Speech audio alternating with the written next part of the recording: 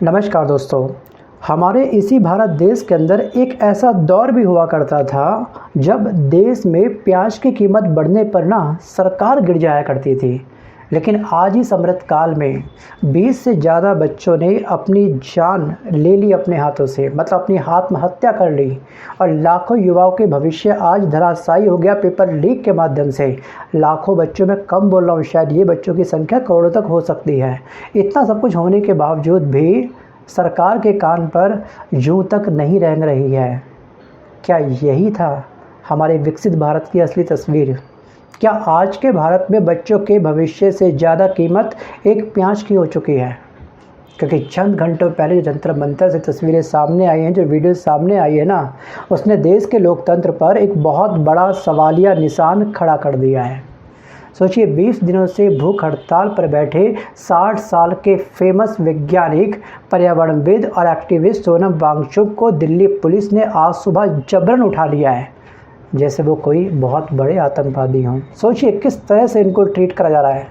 जी आप कहने को तो ये कहा जा रहा है पुलिस वालों के द्वारा, भैया कोर्ट का आदेश है हमारे पास, उसका स्क्रीनशॉट मैं आपको अटैच कर दूंगा। मेडिकल इमरजेंसी का हवाला देते हुए इनको इस तरह से उठाया गया, लेकिन पर्दे के पीछे की हकीकत कुछ और ही है। क्योंकि पिछले 24 घंटों में जंतर मंतर पर जो ड्रामा हुआ, गोदी मीडिया ने जो अपनी बेतुका हरकत दिखाई है, पुलिस की जो दबिश रही है, आज आपको एक एक परत दर परत हम इस वीडियो के माध्यम से उस परत को खोलने का प्रयास करने वाले हैं अगले कुछ मिनटों में। और दोस्तों याद रखिएगा कि सत्ता संवाद से इतना आखिरकार क्यों डरती है, उसके पीछे की आखिरकार क्या प्रपंच है। जी हाँ, पिछले 24 घंटे में हुआ क्या? जी हाँ, ये कोई अचानक की गई पुलिस कार्रवाई नहीं है, ध्यान रखिएगा, बल्कि बाकायदा एक सोची समझी स्क्रिप्ट लिखी गई इसके पीछे, जिसको कल रात से एक्टिव कर दिया गया था। एक्चुअली कॉकरोच जनता पार्टी के कार्यकर्ताओं और अभिजीत दीप्ति का ये दावा है कि कल रात से ही सोनम वांगचुक पर कुछ फेंका गया, माहौल ख़राब करने का प्रयास किया गया, किसी को गुस्सा आ जाए, आपस में झड़प हो जाए और ये प्रोटेस्ट धराशायी हो जाए, ये प्रयास किया गया। सोचिए, अब आज सुबह 7 बजे के आसपास जब पूरा देश सो रहा था, सुबह ठीक 7 बजे दिल्ली पुलिस के जवान भारी संख्या में, भारी तादाद में मंच पर पहुंचते हैं सोनम वांगचुक जी के पास। सोचिए, 20 दिनों से भूखे कमज़ोर हो चुके 60 साल के एक बुजुर्ग वैज्ञानिक को गाली गलौज करके घसीटते हुए वहाँ से ले जाया जाता है।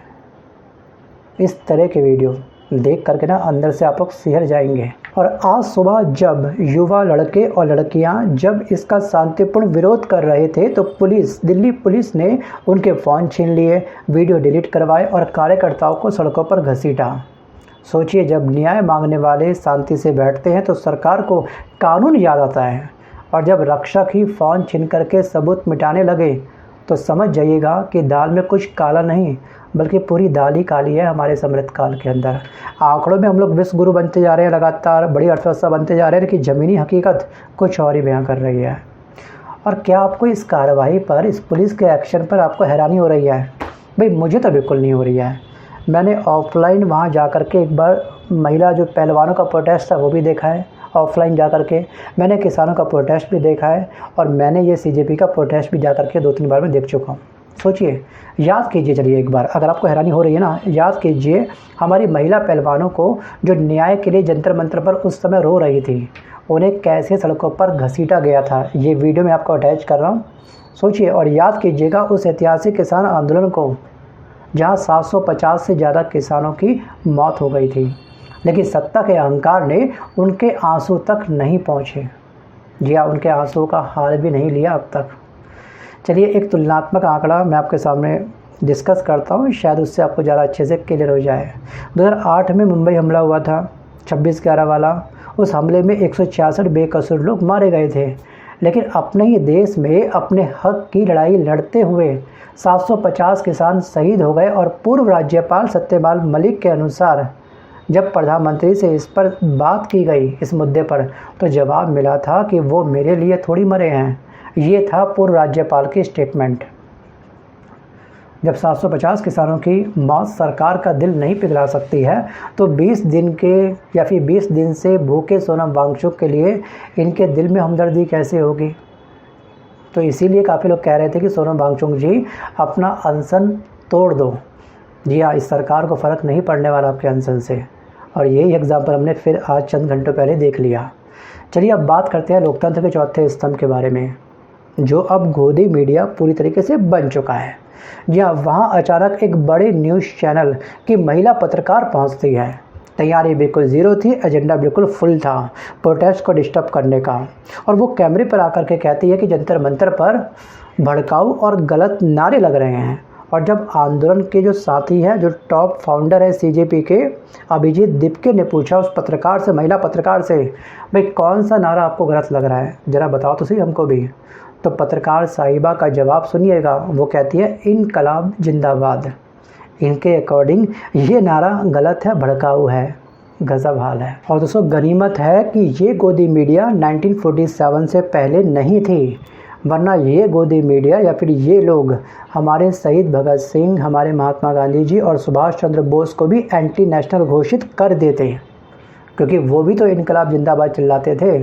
और दोस्तों इसके बाद ना, जब बीती कल के दिन कांग्रेस नेता प्रवक्ता पवन खेड़ा इस सीजेपी प्रोटेस्ट में पहुँचते, जंतर मंतर पहुँचते हैं, तो इन पत्रकारों का सवाल, ध्यान रखिएगा, इन पत्रकारों का सवाल नीट पेपर लीक पर नहीं होता है, शिक्षा मंत्री धर्मेंद्र प्रधान पर नहीं होता है, बल्कि इस पर होता है कि राहुल गांधी अब तक यहाँ पर सीजेपी प्रोटेस्ट में क्यों नहीं आए। यानी कि देश के लाखों छात्रों का भविष्य दांव पर है। 20 से ज़्यादा छात्रों ने अपनी जान गंवा दी डिप्रेशन में, लेकिन ये गोदी मीडिया को चिंता किस बात की हो रही है कि राहुल गांधी यहाँ पर क्यों नहीं आए, उन्होंने हाजिरी यहाँ पर क्यों नहीं लगाई। गजब हाल है। और दोस्तों यहाँ पर ध्यान रखना कि आज जो सोनम वांगचुक जी को इस तरह से ज़बरदस्ती उठाया गया है, जी हाँ, इस मंच से उनको जिस तरह से ले जाया गया है दिल्ली पुलिस के द्वारा, उससे चंद मिनट पहले सोनम वांगचुक जी ने 3 मिनट का एक छोटा सा वीडियो बनाया है और जनता को इस वीडियो के माध्यम से एक बहुत बड़ा संदेश दिया है। और ये संदेश, ध्यान रखिएगा, हर नागरिक के ज़मीर को झकझोरने वाला है। उन्होंने इस वीडियो में साफ साफ कहा है कि मेरे शरीर का 20% हिस्सा अब खत्म हो चुका है। फैट के बाद मसल से प्रोटीन खींचा जा रहा है और मसल्स भी मेरी अब डैमेज हो चुकी है। अब नंबर आ चुका है मेरे ऑर्गन का, अब मेरे अंग डैमेज होंगे और आखिर में मेरा दिमाग जाएगा।